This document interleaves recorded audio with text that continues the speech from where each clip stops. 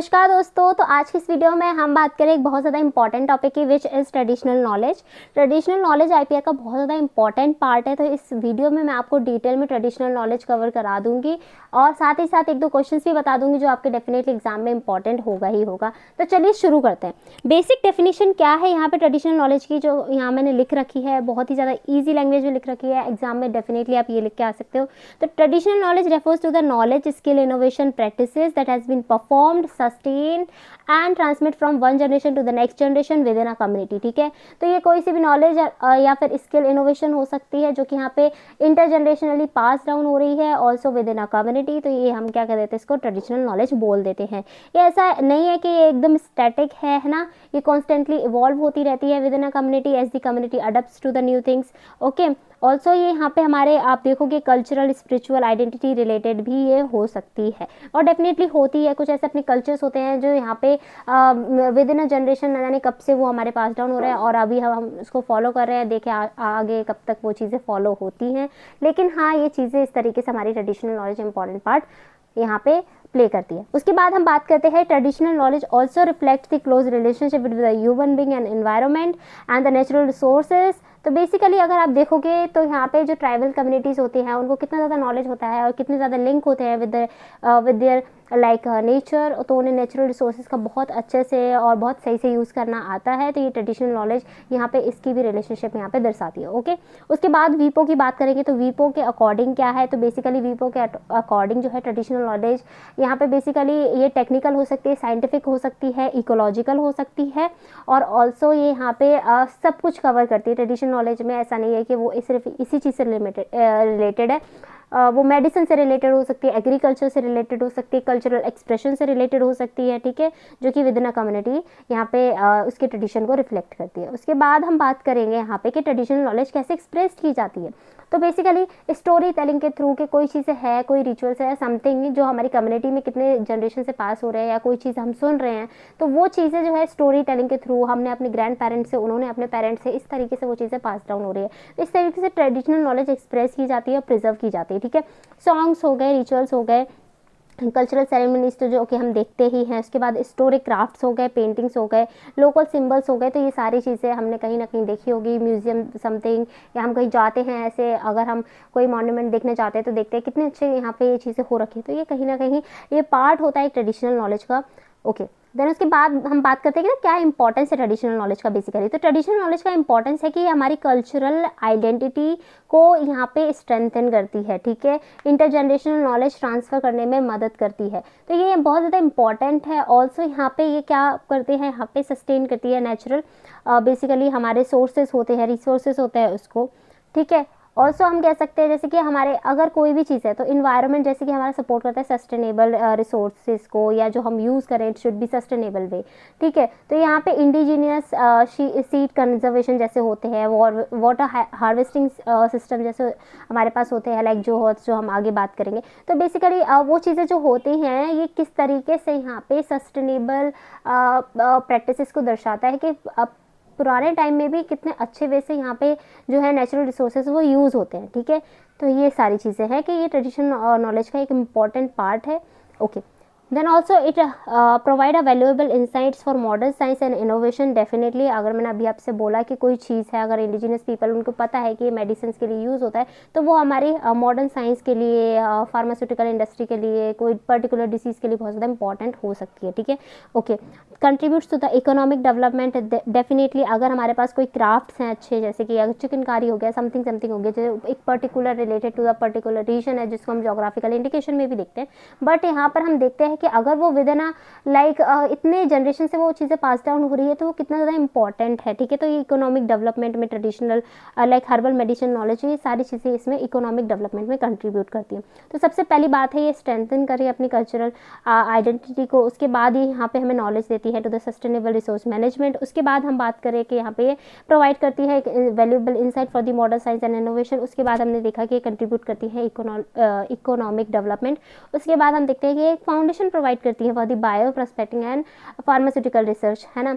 Bio prospecting is something like कि हम use कर रहे हैं कोई पर्टिकुलर लाइक बायोलॉजिकल रिसोर्सेज, है ना, तो उसको इस वे में यूज़ करें जिसका कमर्शियल यूज़ हो, है ना, तो हम उस तरीके के यहाँ पे ये चीज़ें हम इसमें बायो प्रोस्पेक्टिंग में देखते हैं। तो यहाँ पर ये बेसिकली ऐसा अनएथिकल नहीं होता, ये एथिकल चीज़ है। तो ये बायो प्रोस्पेक्टिंग और बायो पायरेसी, ये इसमें डिफरेंस एग्जामिनेशन में आप देख सकते हो। 90% चांसेस है bio piracy and bio prospecting के डिफरेंस आ सकते हैं एग्जाम में, तो आप यहाँ पे इनको देख के जाओगे, ठीक है, एग्जाम में ये क्वेश्चन ज़रूर आता है, ठीक है। ओके उसके बाद हम बात कर रहे हैं ट्रेडिशनल नॉलेज और कौन कौन से फील्ड में ये होते हैं। बेसिकली आप देखोगे एग्रीकल्चरल फील्ड में medicine, health, ecology and environment, science and technology, biodiversity, तो ये सारी चीज़ें हैं। डिटेल में आप देख लेना अच्छे से, क्योंकि ऐसा कुछ नहीं है। लाइक अगर देखो बेसिक चीज़ कर सकते हैं, जैसे ट्रेडिशनल नॉलेज है यार, एप्लीकेशंस की अगर हम बात कर रहे हैं, ठीक है, तो हम क्या कह सकते हैं, बेसिकली हम कह सकते हैं कि एग्रीकल्चर में इंडिजिनियस सीड कंजर्वेशन, है ना, mixed cropping, water harvesting system, ये सारी चीज़ें एग्रीकल्चर से रिलेटेड ट्रेडिशनल नॉलेज है कि हम किस तरीके से सीड कंजर्व कर सकते हैं, है ना। उसके बाद मिक्स्ड क्रॉपिंग कर सकते हैं, वाटर हार्वेस्टिंग सिस्टम, ये सारे हमें एक वैल्यूएबल इंसाइट्स प्रोवाइड कर रहे हैं। उसके बाद यहाँ पे मेडिसिन एंड हेल्थ, आयुर्वेदा, सिद्धा, यूनानी, योगा, ये सारी चीज़ें कितनी ज़्यादा इंपॉर्टेंट है आज के टाइम में भी हम देख रहे हैं। तो ये कहीं ना कहीं एक ट्रेडिशनल फॉर्म है, ट्रेडिशनल नॉलेज है जो कि पास डाउन हो रहा है। अब हमें उसका इंपॉर्टेंस पता चल रहा है हर चीज़ का। तो ये डिफरेंट सेक्टर्स है, डिफरेंट हमारे साइंस एंड टेक्नोलॉजी में भी आप देखोगे कि traditional metal work, poetry, weaving, ये कितना ज़्यादा इंपॉर्टेंट रोल प्ले करते हैं। उसके बाद हम बात कर रहे हैं यहाँ पे थ्रेट्स टू ट्रेडिशनल नॉलेज के, क्या क्या थ्रेट्स हैं बेसिकली। तो ग्लोबलाइजेशन एक बहुत बड़ा थ्रेट है। उसके बाद बायो पायरेसी एक थ्रेट है। तो बेसिकली क्या है, सबसे पहले हम यहाँ पे देख रहे हैं कि क्या होते हैं ग्लोबलाइजेशन। तो बेसिकली ग्लोबलाइजेशन में हम देखते हैं जैसे कि ग्लोबलाइजेशन हो रहा है या मॉडर्नाइजेशन हो रहा है, तो इसमें प्रमोट होती हैं वेस्टर्न, है ना, मोनोकल्चर ऑफ नॉलेज, जिसमें हम यहाँ पे क्या करते थे, ट्रेडिशनल नॉलेज को या ट्रेडिशनल सिस्टम जो है ना, उसको ऐसे पहले तो देखो कोई भी चीज़ अगर है तो उसको पहले ये तो बोल देंगे कि ये ना अनसाइंटिफिक है या समथिंग समथिंग नॉट रिलेट करेंगे, ठीक है। उसके बाद यहाँ पे क्या होता है, जैसे फिर आगे जाके उसी का ही यूज़ कर लेंगे, ठीक है ना। तो वो चीज़ यहाँ पे इस चीज़ के रिलेटेड हो जाती है, जो कि बहुत ज़्यादा लाइक अनसाइंटिफिक वे है ना। तो यहाँ पे लाइक जैसे बायोपायरेसी की बात करेंगे, तो बायोपायरेसी में क्या होता है, अनऑथराइज्ड एक कमर्शियल एक्सप्लॉइटेशन हो जाता है ट्रेडिशनल नॉलेज का।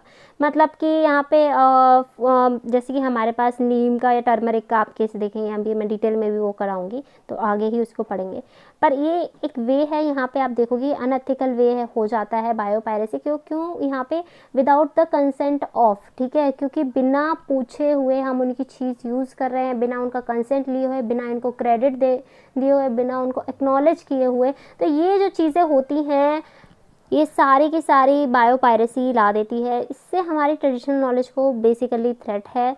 तो यहाँ पर इसके बहुत ज़्यादा ऐसे फैक्टर्स हो सकते हैं। क्या फैक्टर्स हो सकते हैं, जैसे कि like loss of oral tradition, like unwritten knowledge, जैसे कि हमें अगर उसका प्रूफ ही नहीं है, अगर वो हमें पता ही नहीं है, अगर उसका अनरिटन कोई ऐसे प्रूफ नहीं है दिखाने के लिए, तो वो बहुत ज़्यादा ऐसे उसमें आ जाता है कि हाँ ये थ्रेट बना रहा है। तो ये फैक्टर्स जो हैं, जो कि हमें बेसिकली पता भी है, कोई चीज़ हमें पता ही नहीं होती है लेकिन हमारे पेरेंट्स को पता हो रही है, या कोई चीज़ वैसी चीज़ है जो हमें नहीं पता है, तो वो हम जनरली भी खुद समझ सकते हैं कि बहुत सारी चीज़ें इस तरीके से हो जाती है कि हमें आज भी नहीं पता है, लेकिन हमारे पेरेंट्स को बहुत ज़्यादा पता है, ठीक है।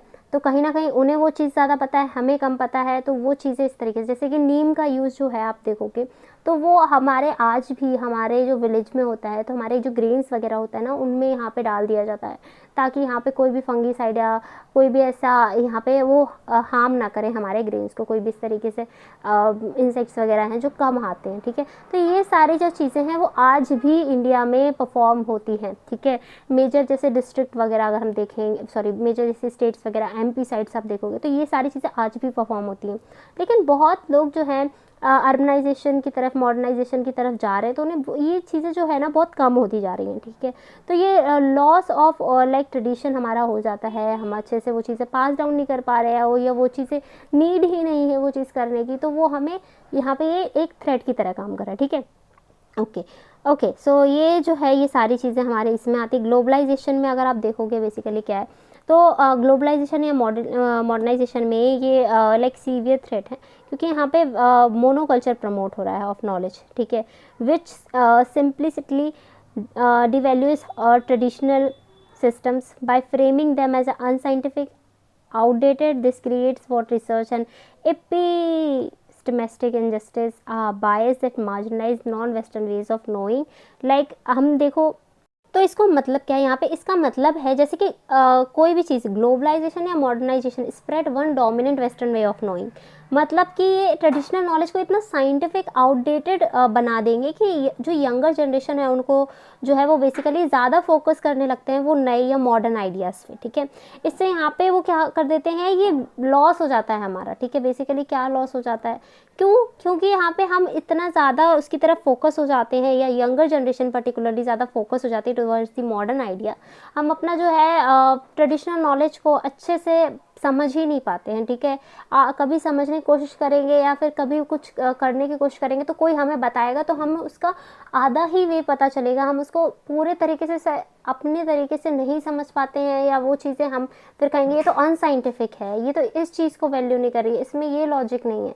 तो वो चीज़ें जो हैं जब हम अच्छे तरीके से यहाँ पे अपना पूरा फोकस देंगे तो वो चीज़ हम समझ पाएंगे। लेकिन हमें समझाने वाला ही मेजॉरिटी टाइम कोई ऐसा होता है कि हम वो कॉन्सेप्ट्स को आधा ही समझ लेंगे, फिर हम अपना वे ऑफ नोइंग देंगे। जैसे कि यहाँ पे ज़्यादा जो बाहर की कंपनियाँ या जो बाहर के लोग करते हैं वो मॉडर्नाइजेशन को ज़्यादा उस तरीके से प्रमोट करेंगे कि ये चीज़ तो अनसाइंटिफिक है, because this is the point, this is the points. बस ऐसा नहीं होता है, ठीक है। वो चीज़ें भी साइंटिफिक होती हैं, हमें अपना दिमाग भी यूज़ करना होता है, देन हम एक कंक्लूजन पे पहुँचेंगे ये साइंटिफिक है या नहीं है, ठीक है। तो ये मैंने एक्स्ट्रा पॉइंट ज़्यादा ही बोल दिया, लेकिन हाँ ये चीज़ें हो रही हैं आज के टाइम में भी, ऐसी चीज़ें होती हैं जो प्रमोट होती हैं, तो हमें उसका खुद से एक बार सर्च कर ही लेना चाहिए, क्योंकि सब कुछ ऑनलाइन अवेलेबल है। हम अपनी थोड़ी सा एफर्ट डालेंगे तो हम उसको खुद से समझ पाएंगे कि ये एक्चुअली में ये चीज़ें क्या बात हो रही है, और हमें अटेंटिव रहना ही पड़ेगा, ठीक है। Okay okay okay okay so ये सारे पॉइंट मैंने आपको बता दिया, क्यों ऐसा हो रहा है ये भी मैंने आपको बता दिया, क्योंकि लॉस है हमारे जो कुछ ऐसे ओरल ट्रेडिशन और समथिंग इन सब का। तो ये सारी चीज़ें हैं। अब बायो पायरेसी का केस समझते हैं यहाँ पर। जैसे कि हमारे पास हमारा नीम पेटेंट केस था, ठीक है। तो नीम पेटेंट केस में क्या हुआ, जो नीम हमारा traditionally is a part, Neem tree basically Ayurveda में यूज़ होता है। इसमें बहुत सारी प्रॉपर्टीज़ होती हैं, जैसे कि हमारी स्किन डिसीज़ ट्रीट कर सकता है, नेचुरल पेस्टिसाइड होता है, एक डेंटल हाइजीन जो हम नीम ट्विग को यूज़ करते हैं for our cleaning of our teeths, तो वो यहाँ पे अपनी डेंटल हाइजीन के लिए भी मेंटेन करता है, ठीक है। ओके आज भी एवरेज में देखोगे तो ये मेजॉरिटी टाइम ही यूज़ होता है और बेटर है। आपने जो टूथपेस्ट वगैरह है, पर्सनल एक्सपीरियंस है यहाँ पर। Even one time when I go to the village, और सच में यार कितना ज़्यादा चीज़ें जो है हम इतना ज़्यादा, मतलब ये वही चीज़ है ग्लोबलाइजेशन या मॉडर्नाइजेशन का पॉइंट, कि हमने उस चीज़ को इतना प्रमोट कर दिया है कि हाँ यार इससे अच्छा या इस टूथपेस्ट से अच्छा तो यहाँ पे कुछ नहीं है। समटाइम्स अगर डेंटल कंडीशन वर्सन हो गई तो हमें वो चीज़ ट्रीटमेंट लेना ही पड़ेगा। लेकिन अगर हम प्राइमरी चीज़ पे फोकस करें, पुराने टाइम में भी इतना ज़्यादा डेंटल इशू नहीं था जितना आज के टाइम पे है, ठीक है। तो ये सारी चीज़ें जो है वो पहले के टाइम में ये ज़्यादा यूज़ होती थी, तो बेसिकली इसमें कुछ ना कुछ तो प्रेजेंट हो गई, जो कि यहाँ पे साइंटिफिक वे से भी प्रूव हो चुका है। तो yes this is the thing जो हमें अवेयर रहना पड़ेगा। और ये चीज़ें आजकल आप मार्केट में सर्च करना, नीम टॉय कितनी ज़्यादा महंगी है, ठीक है। आप ऑनलाइन ऑर्डर भी करोगे ना वो just for cleaning your teeth, ये जो है ये चीज़ें भी आजकल इसका भी मार्केट आ गया है, इसको आप ऑर्डर कर सकते हो। और वही ट्रेडिशनल चीज़ है जिसको हम मेनली ग्रो करते हैं अपने घर के आसपास, जो वैसे ही यूज़ होती थी, ठीक है। ओके अब यहाँ पे क्या हुआ बेसिकली, तो यहाँ पे यूरोपियन पेटेंट ऑफिस बेसिकली यहाँ पे आया। यूरोपियन, ये यूएस कंपनी थी बेसिकली। क्या हुआ यहाँ पे यूरोपियन पेटेंट ऑफिस ने यहाँ पे पेटेंट ग्रांट कर दिया to a US company for neem based fungicidal effects, जो वो शो कर रहे हैं बेसिकली। ओके उसके बाद यहाँ पे आउटकम और इम्पैक्ट क्या हुआ इसका बेसिकली अगर हम देखें तो जैसे हमें पता है कि every part of a neem tree has been used for centuries in medicine, like different types के लिए जो हमने देखा। अब यहाँ पे आउटकम ये हुआ कि जो पेटेंट है वो रिवोक्ड हो गया for like after a decade long legal battle, proving के जो अपना साइंटिफिक जो ट्रेडिशनल है नॉलेज, ये अपना ट्रेडिशनल खुद का है, हमारे इंडिया का ही है ना। जो इसमें एक्टिव कंपाउंड्स जो पाए जाते हैं वो रेक्टिनिन होता है और निम्बिन होता है, ठीक है। तो ये जो है ये बहुत ज़्यादा ऐसे इंपॉर्टेंट चीज़ें हैं जो हमें ऑलरेडी पता थी, लेकिन बाहर से कुछ लोगों ने यहाँ पे इसको क्लेम करा और ये इसको क्या बना दिया कि भाई इस पे तो हमने पेटेंट ले लिया, और जो कि उन्होंने ले भी लिया। अगर हमने उनको अगेंस्ट में जाके नहीं अपना वो दिया होता है कि ये तो हमारे यहाँ यूज़ हो रहा है, तो वो आज इसको एज अ पेटेंट करे हुए होते और हम उसको एज अ यूज़ नहीं कर पाते, ठीक है। तो पेटेंट लेना किसी ऐसी चीज़ का बहुत बड़ी बात थी जो कि उस टाइम पे ली। और नॉट जस्ट वंस, ट्वाइस ऐसा हुआ, twice for like which again for the turmeric as well, ठीक है। टर्मरिक को भी हम जानते ही हैं, ठीक है। अपनी दादी या दादी की दादी से भी अगर आप पूछते तो यस, यही चीज़ होता है कि यहाँ पे क्या होता है, टर्मरिक जो है, हल्दी आपने जो है आयुर्वेदा में डिफरेंट पर्पस के लिए यूज़ होता है because of its anti inflammatory, या जिसमें यहाँ पे एंटीसेप्टिक प्रॉपर्टी है उसके लिए, है ना। और इसमें वॉन्ड हीलिंग प्रॉपर्टीज़ भी होती हैं, ठीक है। इसको गोल्डन स्पाइस भी बोलते हैं। ओके, तो यहाँ पे इसमें एक्टिव जो कंपाउंड है वो है क्यूक्यूरमिन, करक्यूमिन, ठीक है, सॉरी करक्यूमिन। अब यहाँ पे ये जो कंपाउंड है तो ये यहाँ पे प्रेजेंट है, जो कि एंटी इन्फ्लामेटरी, एंटीऑक्सीडेंट और एंटी माइक्रोबियल प्रॉपर्टी जो है यहाँ पे इससे आती है, ठीक है। तो ये यहाँ पर क्या है, बायोपायरेसी केस में क्या हुआ, यूनिवर्सिटी ऑफ मिसिसिपी ने यहाँ पे यूएस पेटेंट जो है बेसिकली रिसीव कर लिया था, ठीक है। तो यहाँ पर इसको पेटेंट मिल गया, यूएस ने इसको पेटेंट ग्रांट कर दिया for turmeric like in wound healing properties. तो ये उसने कहा कि इसमें तो वॉन्ड हीलिंग प्रॉपर्टीज़ हैं, ये हमें पता चल गया इसमें वॉन्ड हीलिंग प्रॉपर्टीज़ हैं टर्मरिक में, तो हमें इसके लिए पेटेंट दे दो। तो यूएस ने पेटेंट ग्रांट भी कर दिया, ओके तुमने कुछ अलग ही फाउंड करा है। तो ऐसा नहीं है, हमें तो ये चीज़ पता है ना, ये बाहर दूसरे कंट्रीज़ में हो रहा है, उनको नहीं पता है लेकिन हमको तो पता है ना, तो वो ऐसे पेटेंट क्लेम नहीं कर सकते, ठीक है। ओके, तो यहाँ पे आउटकम क्या हुआ, इंडिया के CSIR ने प्रोवाइड करे थे evidence from the ancient Sanskrit text कि यहाँ पे पेटेंट जो है वो यहाँ पर इससे हटाया गया है, यहाँ पे रिवोक किया गया और इस्टाब्लिश किया गया कि ट्रेडिशनल नॉलेज जो है बेसिकली वो हमारी है, हमें इसके बारे में ऑलरेडी पता है। इससे यहाँ पे क्या हुआ, बेसिकली यहाँ पे क्रिएशन हुआ TKDL का, ताकि फ्यूचर में ऐसे सिमिलर केसेस ना हो जो कि यहाँ पे 2 बारी हो चुके थे, है ना। बासमती राइस के भी साथ ऐसा केस हुआ था, है ना। सर हम यहाँ पे ये 2 ही पढ़ रहे हैं, ओके ओके। उसके बाद हम देख रहे हैं यहाँ पे कि बेसिकली कैसे ये TKDL जो है वो वर्क करता है, उसके बारे में जानेंगे। तो बेसिकली हमें ये तो पता चल गया है कि TKDL बेसिकली क्यों बनाया गया, ठीक है। तो यहाँ पर किस लिए बनाया गया, क्योंकि ताकि हम प्रोटेक्ट कर सकें अपनी इंडियन ट्रेडिशनल नॉलेज को। तो इसमें यहाँ पे कुछ स्टेप्स होते हैं, जैसे कि फर्स्ट ऑफ ऑल हमें डॉक्यूमेंटेशन कराना पड़ता है यहाँ पे, जैसे कि हमारे एंशिएंट टेक्स्ट में जो चीज़ें हैं वो मेजरली यहाँ पे संस्कृत में लिखी गई हैं, तो उसको कन्वर्ट करना, उनके श्लोकास एंड समथिंग उससे रिलेटेड टेक्स्ट को यहाँ पे कन्वर्ट करना और उसको यहाँ पे एज अ इसमें रखना TKDL में, ठीक है। ये एक लाइब्रेरी है, तो ये क्या है TKDL, इसका फुल फॉर्म क्या है ना, ट्रेडिशनल नॉलेज डिजिटल लाइब्रेरी। तो इस तरीके से हम यहाँ पे अपना जो है टेक्स्ट इसमें रखते हैं into a structured digital format.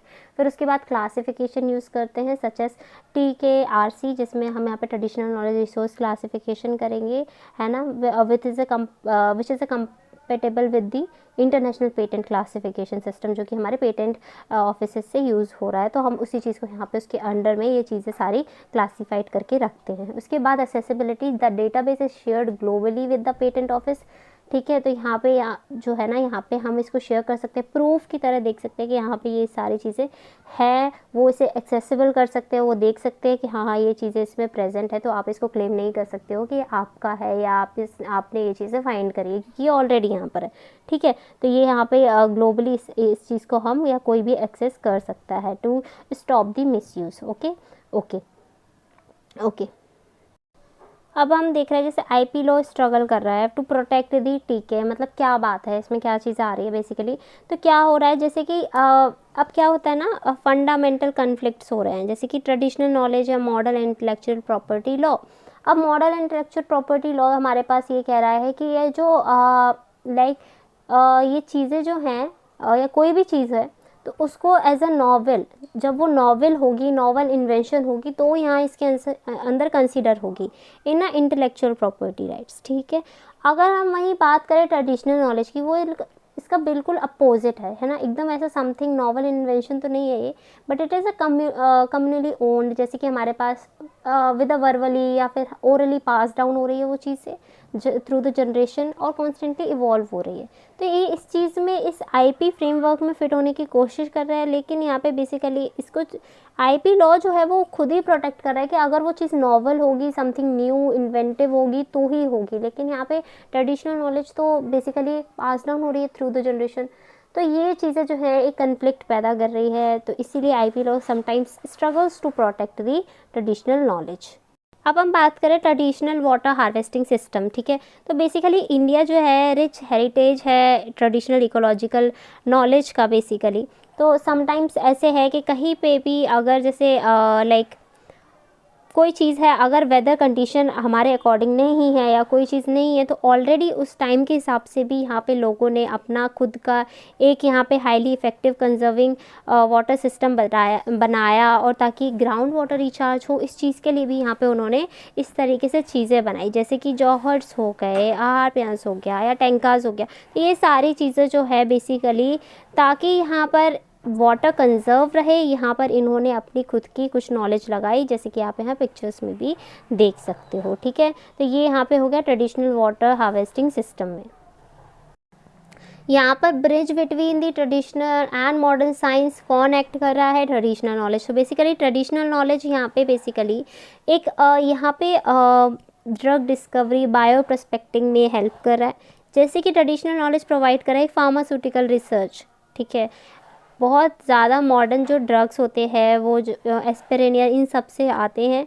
तो बेसिकली ये ट्रेडिशनल मेडिसिन्स के एक रूट्स हैं या कोई चीज़ें ऐसी जो ट्रेडिशनली रेमेडीज़ होती हैं वो कहीं ना कहीं हमारे साइंटिफिक वे या आगे जाके ड्रग डिस्कवरी में हेल्प कर सकती हैं with certain bioactive compounds.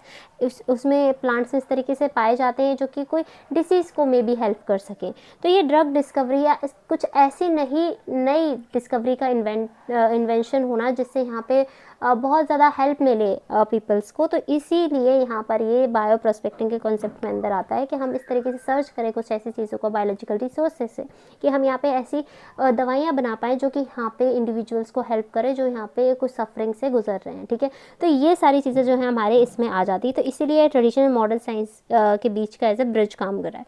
Sustainable agricultural practices, जैसे कि मैंने अभी आपको बताया, एक यहाँ पे वाटर हार्वेस्टिंग सिस्टम में बताया था, उसके बाद यहाँ पे जैसे मिक्स्ड क्रॉपिंग करना, क्रॉप रोटेशन, ये समथिंग हमें ऑलरेडी पता है, ठीक है। तो ये हमारे सस्टेनेबल एग्रीकल्चर को बढ़ावा दे रही है। उसके बाद इकोलॉजिकल मैनेजमेंट में भी यहाँ पे ये हेल्प कर रही है। उसके बाद अगर हम देखें इकोलॉजिकल में बेसिकली सस्टेनेबल रिसोर्स मैनेजमेंट अच्छे से यूज़ करना है, समथिंग ऐसे कुछ हमारे कंजर्वेटिव एफर्ट्स अपना डालना है जिससे हमारा जो है एनवायरनमेंट सेफ रहे। कंक्लूजन में हम यही कह सकते हैं कि ट्रेडिशनल नॉलेज बहुत ही ज़्यादा इंपॉर्टेंट है। कहीं ना कहीं ये हमारे मॉडर्न साइंस को भी इंस्पायर कर रहा है कि हम यहाँ पे फॉर एग्जांपल अपनी नई medicines and improve climate friendly farmings, ये सारी चीज़ें एनवायरनमेंट को प्रोटेक्ट करने के लिए हमें कहीं ना कहीं गाइडेंस भी मिलती है। तो इसको हमें यहाँ पे अपनी सेफ करके रखना चाहिए, ट्रेडिशनल नॉलेज को, इसमें नॉलेज गेन करते रहना चाहिए। So now let's talk about PYQs। I know video थोड़ी लंबी हो गई है, सो आई डोंट थिंक कि मुझे इसमें ही कंटिन्यू करना चाहिए, but let just put it here he only. मैंने PPT में क्वेश्चंस इंक्लूड नहीं कर पाए, बट मैंने यहाँ क्वेश्चंस मैं आपको बता देती हूँ। बेसिकली पहला क्वेश्चन है, जैसे मैं बोल रही हूँ, आप लिख सकते हो, define traditional knowledge, explain its key characteristics such as how it is transmitted and held. तो आप इसमें बता सकते हो कि ट्रेडिशनल नॉलेज क्या है।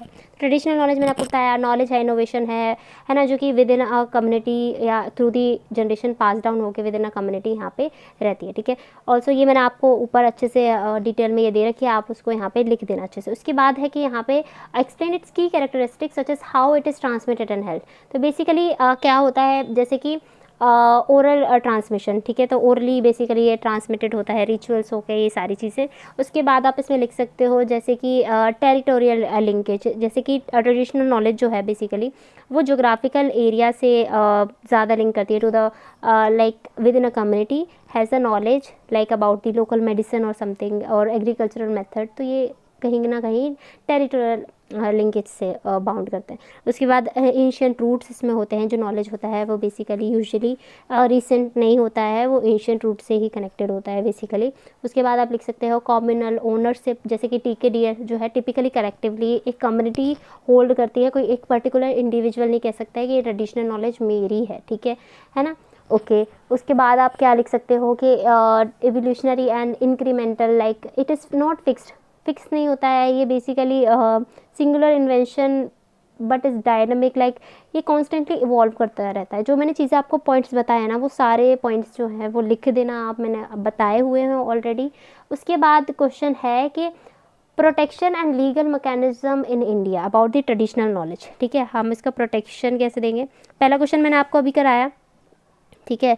एक यहाँ पे सेकंड क्वेश्चन है कि लीगल मैकेनिज्म इन इंडिया, तो आप इसमें क्या लिख सकते हो बेसिकली, है ना। मैं वर्बली बता रही हूँ, मैं अच्छे से इंक्लूड नहीं कर पाई, सो आई जस्ट होप कि मैं नेक्स्ट वीडियो में, मुझे पता था वीडियो थोड़ी लॉन्ग हो जाएगी तो मुझे सेपरेट बनानी पड़ेगी, बट मे बी आप लोग नहीं देख पाओ, तो मैंने सोचा इसी में इंक्लूड कर लेती हूँ। तो बेसिकली हमें यहाँ पे प्रोटेक्शन, जैसे कि ट्रेडिशनल नॉलेज एग्जाम्पल के साथ हमें डिफाइन करना है, तो explain protection under traditional knowledge suitable example. अब बेसिकली यहाँ पर क्या है, आप इसमें लिख के आ सकते हो टीकेडीएल के बारे में। टीकेडीएल को तो घोल के पी जाओ, इसको अच्छे से रेडी कर लेना, क्या होता है, क्या फंक्शन होता है बेसिकली, है ना। लाइक हम इसमें एंशियंट टेक्स्ट यूज़ करते हैं, आयुर्वेदा, यूनानी, सिद्धा समथिंग, एंड इसको 5 इंटरनेशनल लैंग्वेज में जैसे इंग्लिश, जर्मन, फ्रेंच, स्पेनिश में कन्वर्ट करके रखा है। तो ये सारी चीज़ें अच्छे से, और इसका मैंने अभी फ्लो चार्ट भी ऐड करा है, वो भी अच्छे से याद कर लेना कि कैसे इसको प्रोटेक्ट करता है बेसिकली, ये भी बता देना। डॉक्यूमेंट करते हैं साइंटिफिक नॉलेज को बेसिकली, या जो भी नॉलेज है उसके रिगार्डिंग उसको, ठीक है, एक अच्छे से डेटाबेस में उसको रखते हैं। डिजिटल लाइब्रेरी है, इसको कोई भी एक्सेस कर सकता है, तो एक्सेसिबिलिटी है इसमें, ये सारी चीज़ें आप लिख सकते हो, है ना। एग्जाम्पल डाल देना, बायोपायरेसी का केस डाल देना, नीम का केस डाल देना, तो ये सारी चीज़ें हैं टीकेडीएल का फॉर्मेशन में लीड करी थी, तो ये सारी चीज़ें आप एक्सप्लेन कर दोगे, ठीक है।